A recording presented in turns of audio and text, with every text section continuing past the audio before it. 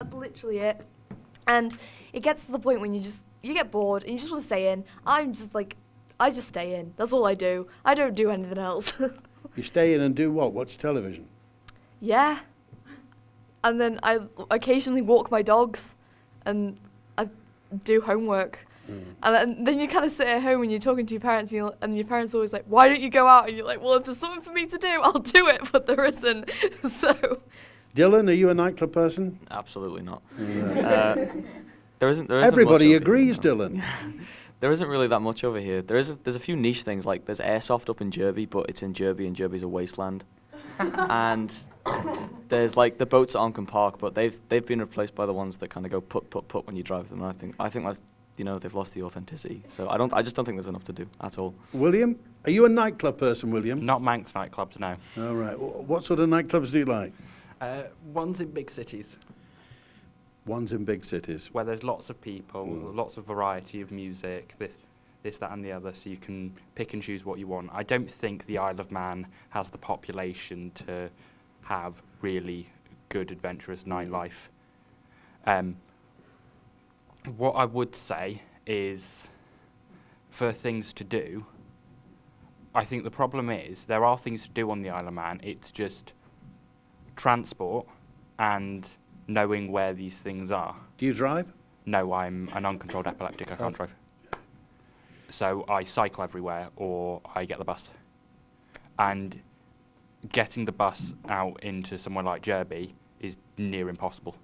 So if you were wanting to meet friends for airsoft, you'd need to get a lift. It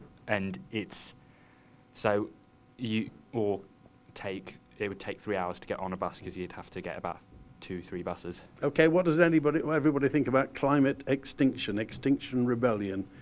Ben? I know they're trying to promote a good cause, but realistically with the recent stuff they've been doing in, I believe it was Trafalgar Square, where I saw videos of them shouting at lettuces, I believe, on the ground.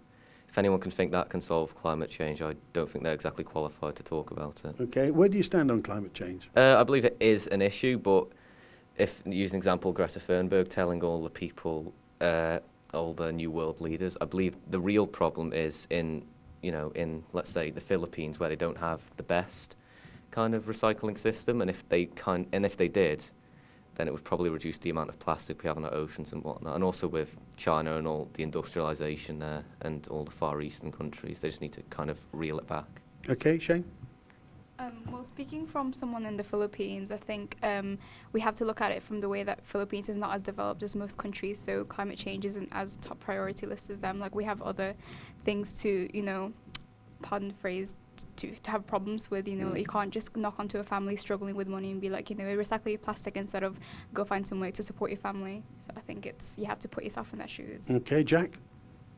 People tend to make strikes or protest in places where climate strike has either been decreasing or it's at the same level at what it's been at. Like the US, they've actually lowered how much pollution they produce. However, in China, it's up over 100%. Yet they don't do anything about that. They don't. China go over there. burns 9 billion tons of coal a year. Yeah, and then no one goes over there to protest. It's all where everything's just either decreasing or staying the same. Really. Yeah, try picking the Chinese embassy.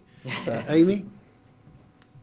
Just bringing it back to the island, there was talk of fracking. There was a policy put through Tynwald about wanting to frack on the island and having testing for it.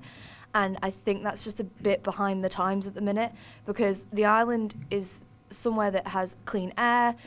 We don't have the best recycling system, but it's better than some places in the UK.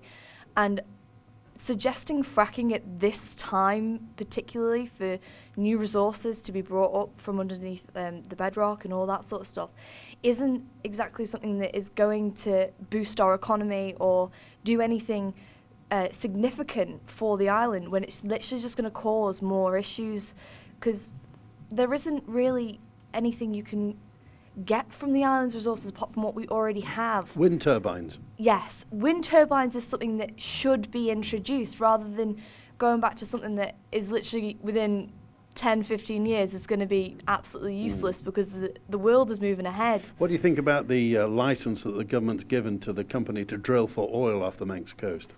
Honestly, I genuinely don't think it should have been given at all. It's something that genuinely shouldn't even be considered. Could earn the island millions, tens of millions of But pounds. is it worth it though, long term? Is it really worth it long term when you think about it? Because for short term, great, we may have millions of pounds to spend, but as the climate moves on, climate change becomes more significant in the world, not just on the island.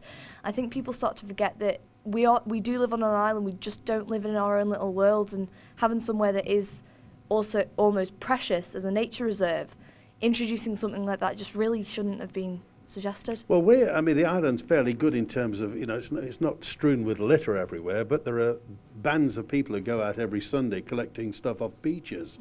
So everybody else's plastic ends up on the Isle of Man beaches. We do a fairly good job. How can we police what other people do? They throw plastic into the Irish Sea, it lands on Port Erin. Well, that's the issue.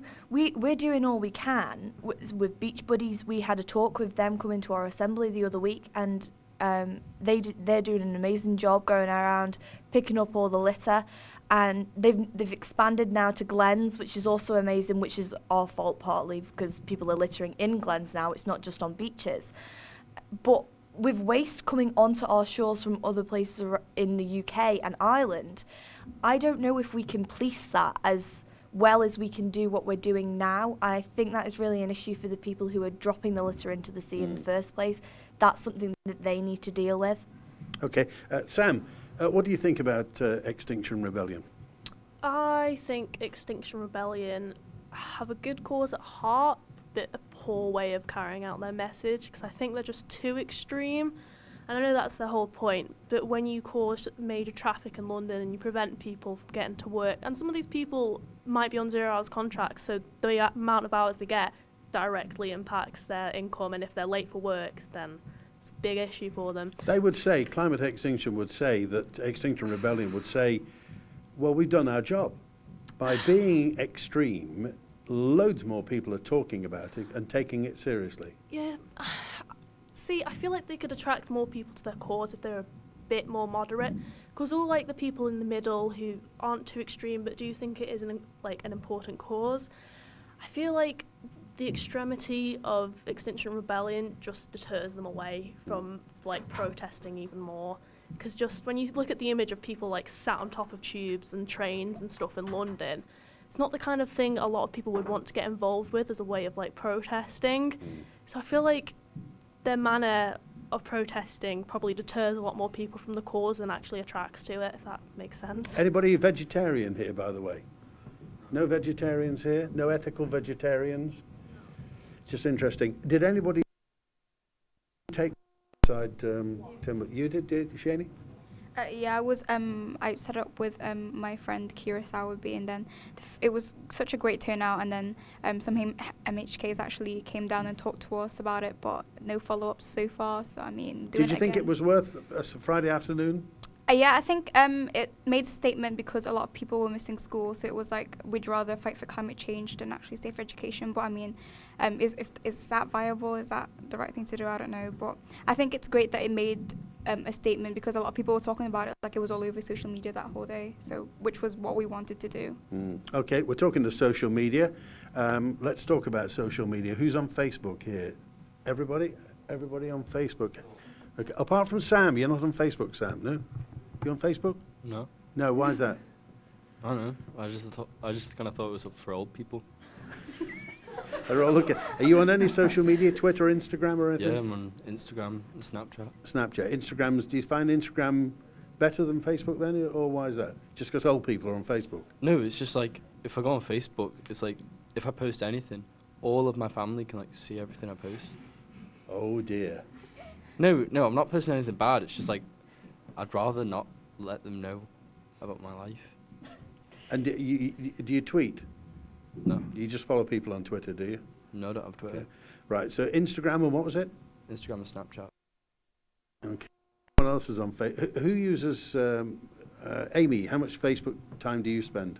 Hardly any. In fact, sometimes, especially for Scouts, we have groups and pages and on Facebook, and it gets to the point when I've actually turned off my notifications for it. My mum has to tell me when there's been a post, because I just can't stand going on Facebook.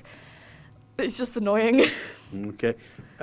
Here, Ben, do you use Facebook at all? I do use it quite a bit. I use it mainly to keep up with certain political groups as well. It's quite interesting to see how they kind of use social media to get their message across. But I suppose with all kind of news, you have to be careful of what sources you get it from. Yeah, where do you get your news from? Mainly I get it from Sky News or sometimes BBC News. Because I think they're quite a good middle ground between the right and the left, so you're not getting too much bias from either side, or as little as possible. Are you conscious of bias? Very conscious, especially in today's world with any politicians, really, because if you've got a very right-wing candidate, left-wingers or left-wing kind of news sites and television programmes will often badger them about stuff they may not necessarily done, and of course vice versa for both sides. How do you make sense of that, though? It's just about finding the right news source, because most news sites are often slightly biased to one side. There's not really that many that are almost completely neutral. I don't even think any are completely neutral, but it's all about finding that perfect middle ground if you can. Jack, the same thing? Do you reckon that?